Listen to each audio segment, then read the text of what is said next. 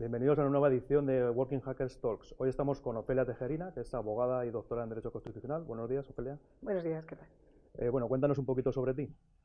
Bueno, pues yo me licencié en Derecho hace unos cuantos años, ya llevo bastante tiempo en este mundo del Legal Tech y he desarrollado mi especialidad en la Asociación de Internautas. He tenido la suerte de poder contar con su trabajo y aparte en un despacho, pues ejerciendo como tal en los tribunales, con lo cual esa doble vertiente de estudiosa del derecho y las tecnologías y ejercicio ante los tribunales me ha dado una visión muy práctica de la situación.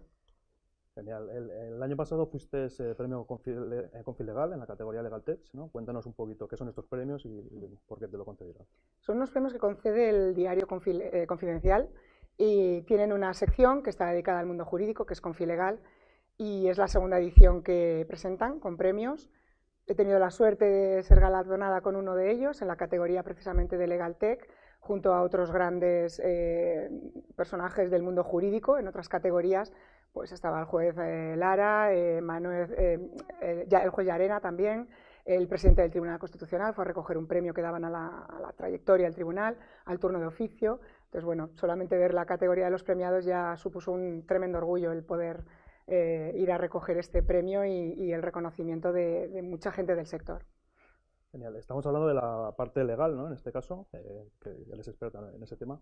¿Cómo enlazamos eso con el mundo de la ciberseguridad, ¿no? ¿Qué importancia tiene la parte legal en el mundo de la ciberseguridad? Sí, da la sensación de que el mundo de tecnología no tiene nada que ver con las ciencias jurídicas. Sin embargo, es imposible hablar hoy de tecnología sin hablar de leyes. Las leyes están para regular la convivencia social y hoy en día la convivencia social se desarrolla en las redes de manera que tiene que estar regulado. Yo cada vez que oigo que Internet no tiene leyes, pues me pongo un poco nerviosa, porque lo que nos sobran son leyes. El problema es que no tenemos cómo aplicarlas. Nos faltan recursos materiales para poder llevar a cabo todas las actuaciones procesales, judiciales, policiales que necesitamos para perseguir todas las conductas ilegales que se producen a través de la red. Pero leyes tenemos muchísimas y en el mundo de tecnología cada vez más, porque lógicamente el derecho se va adaptando a la realidad. Lo que pasa es que es un perfil un poquito complicado, ¿no? Porque siempre ha estado el mundo de las ciencias, ¿no? El mundo de las letras. En este caso es un perfil que tiene que conocer los dos mundos, ¿no? Entonces... Sí, no dejas de ser abogado, tu mundo son las letras, de ahí partes, pero tienes que saber efectivamente qué es lo que ocurre en el mundo de la tecnología. Para eso contamos con grandes expertos. Obviamente nuestro trabajo por nosotros mismos, nosotros solos, no podríamos desarrollarlo si no contásemos con expertos forenses, con peritos forenses informáticos que nos ayudan a desarrollar nuestra labor, a conseguir esas pruebas que luego presentamos en los tribunales o a plantearnos cuáles son las mejores soluciones de seguridad ante un problema, una crisis de fuga de datos, por ejemplo, y cómo podemos implantar las medidas específicas que la ley requiere para no incurrir en vulneraciones o incluso llegar al problema de tener una sanción. Por lo tanto, necesitamos contar con los hackers. Perfecto.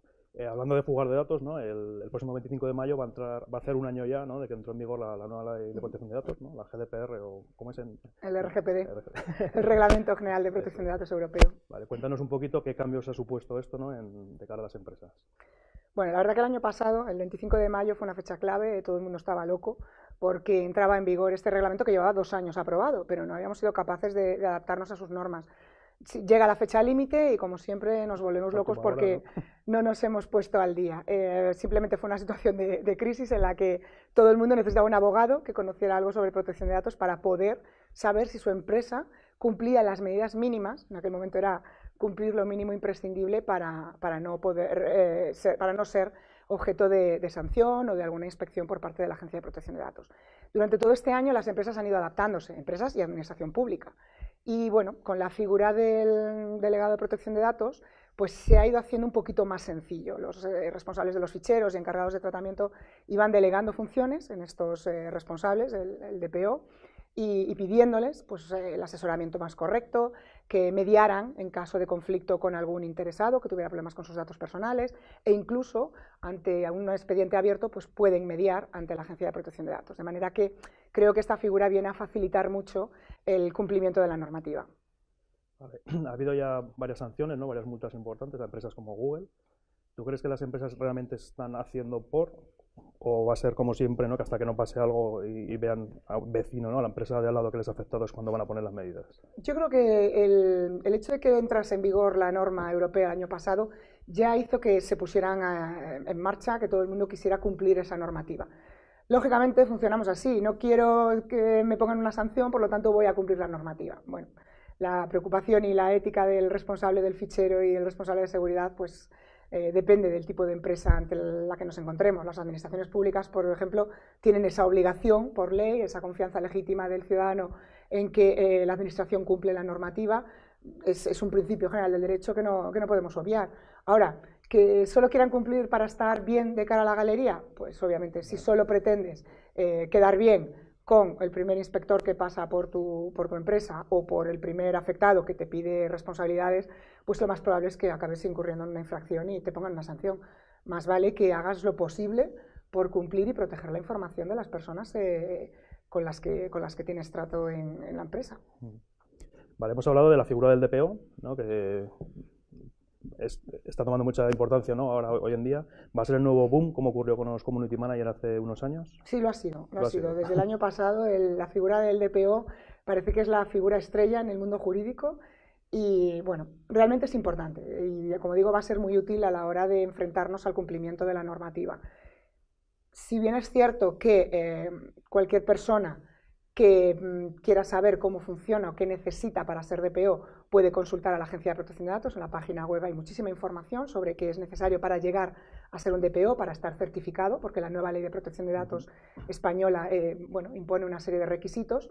Y luego las empresas que quieran saber qué papel tiene el DPO y si es obligatorio que su empresa tenga un DPO, pues también puede acudir a los formularios y a los manuales que ha editado la Agencia de Protección de Datos. Son realmente muy didácticos y muy útiles para poder leerlo cualquiera que no tenga demasiados conocimientos.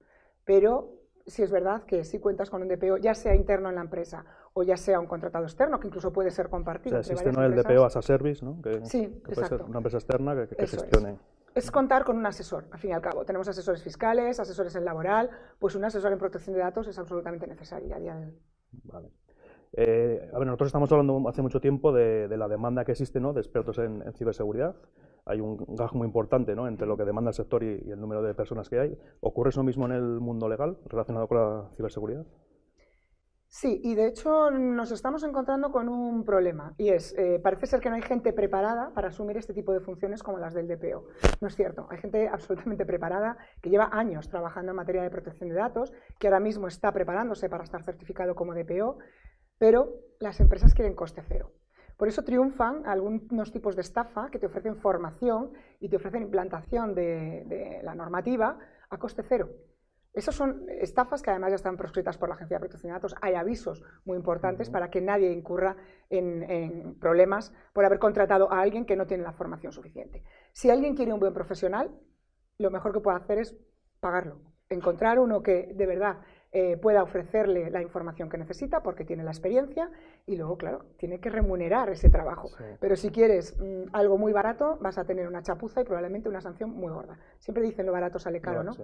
Contrata a un buen profesional en cualquier tipo de materia que necesites en tu empresa como asesor y esos problemas serán, si no imposibles, por lo menos minimizados. Genial. De cara a la gente que nos está viendo, que quieran dedicarse, ¿no?, al mundo de las leyes y la ciberseguridad, ¿qué consejo les darías? Pues si van por la vía del mundo jurídico, lo mejor que pueden hacer es tener mucha paciencia, leer mucho, porque es una materia en la que tenemos que estar continuamente actualizados. No puedes decir, yo he terminado mi carrera, he hecho un máster o un curso de especialización y ya está, ya me lanzo al mundo, ya soy abogado en ejercicio cuando quieres ir a los tribunales o soy asesor de empresa cuando no te interesa ejercer. Como no pretendas tener la información al día en tu haber, va a ser absolutamente imposible que puedas desarrollar esta especialidad. Necesitas estar continuamente actualizado, pero bueno, las redes nos ofrecen esa posibilidad, sí, de estar actualizados de una forma muy sencilla. Ocurre como en tecnología, ¿no?, que continuamente tienes que estar reciclándote, ¿no? En medicina, en tecnología, muchísimas ramas de las profesiones necesitamos eso. Antes el derecho era un poco más rígido, un poco más estable, iba un poquito más despacio, pero en este mundo de la tecnología es cambiante cada día salen normas nuevas, resoluciones nuevas, opiniones de expertos sobre situaciones de hecho nuevas que se producen en el mercado y tenemos que estar al día y enfrentarnos a ellas con mucho criterio. Y desde el otro lado, ¿es posible también? O sea, un experto en tecnología o en ciberseguridad que quiera aprender de leyes, ¿o es más complicado? Yo creo que eso es una leyenda, ¿no? Que la gente tech no puede acercarse al mundo jurídico y que los jurídicos no podemos acercarnos al mundo tecnología. Todo depende de lo mucho que te guste tu trabajo.